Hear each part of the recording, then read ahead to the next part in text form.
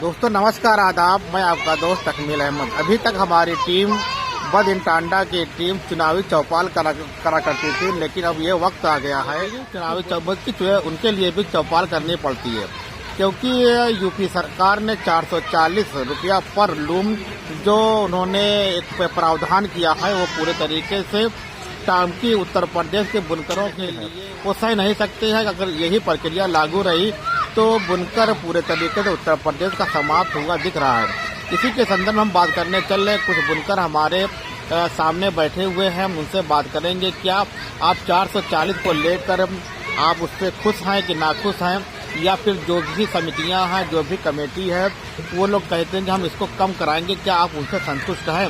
तो आप लोग ये बताइए कि जो भी 400 रुपये का बात हुई है उससे आप लोग संतुष्ट हैं?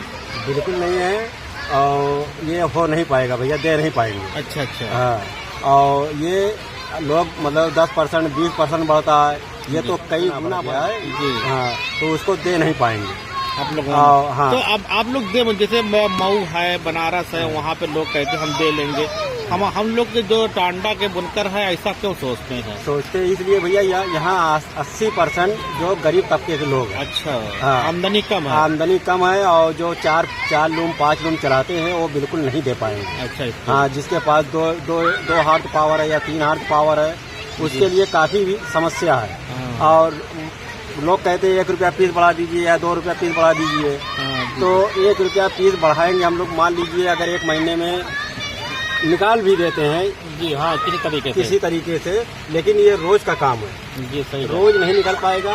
65 रुपया हार्ड था तो वो साल में 4,000 5,000 रुपया बनता था। हाँ। अब अगर हम लोग 2 महीना नहीं जमा करेंगे, 3 एचपी हाथ मेरे पास पावर है जी। और उसका लगभग 2600-2700 रुपया बनता है जी। अगर 1 महीना नहीं जमा करेंगे, दूसरे महीना में वो 5,000 रुपया बन जाता है जी। और वो साल भर में 5,000 रुपया बनता था, तो किसी भी तरीके से हम लोग 1,000-2,000 रुपया करके वो दे देते थे जी। और साल भर का पूरा हो जाता था, कवर हो जाता था जी। लेकिन अब ये 2 महीना नहीं जमा करेंगे तो ये 2 महीने में 5,000 रुपया हो जाएगा, जो कि असंभव। हाँ, जो कि हम लोग दे नहीं पाएंगे।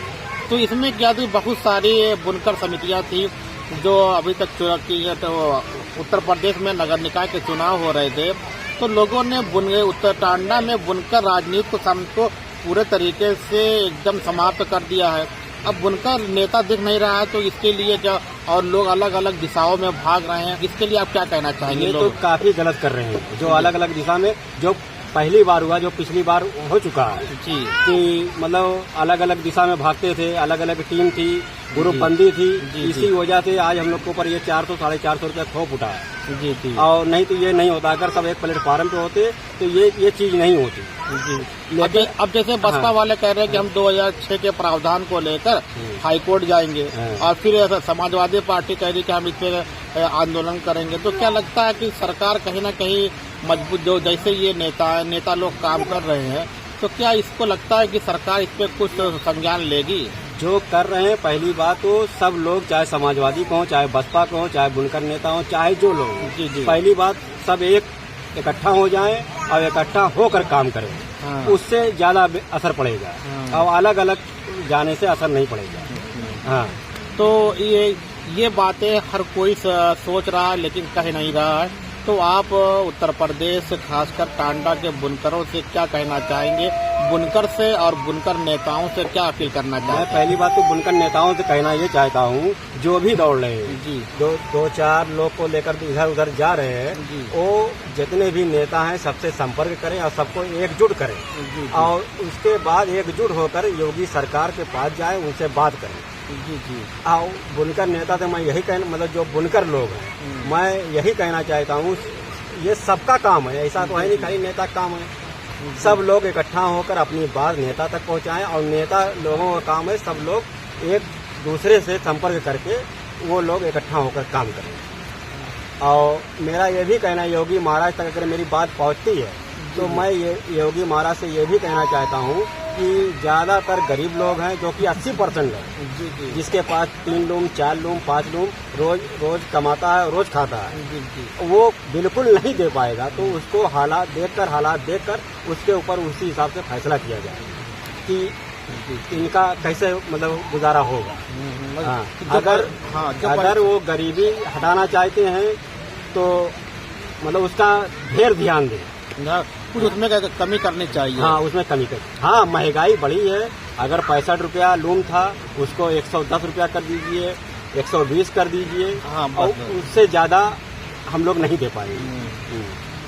तो ये क्या है कि टांडा का एक बुनकर तबका है जो लगातार ये कह रहा है कि जो भी 440 रुपये का पर लूम की व्यवस्था की गई है ये पूरे तरीके से निराधार है। इसमें कहीं हमारी भलाई हुई दिखती नहीं, हमें दिखती नहीं है, क्योंकि जो टांडा का बुनकर है ये एक सामान्य बुनकर से नीचे भी अपनी जिंदगी जीता है। यहाँ पे 80% लोग राशन पे अपनी जिंदगी गुजारते हैं। जिस तबके का जिंदगी राशन पे चलती है वो 440 रुपये कभी भी बियर नहीं कर सकता है।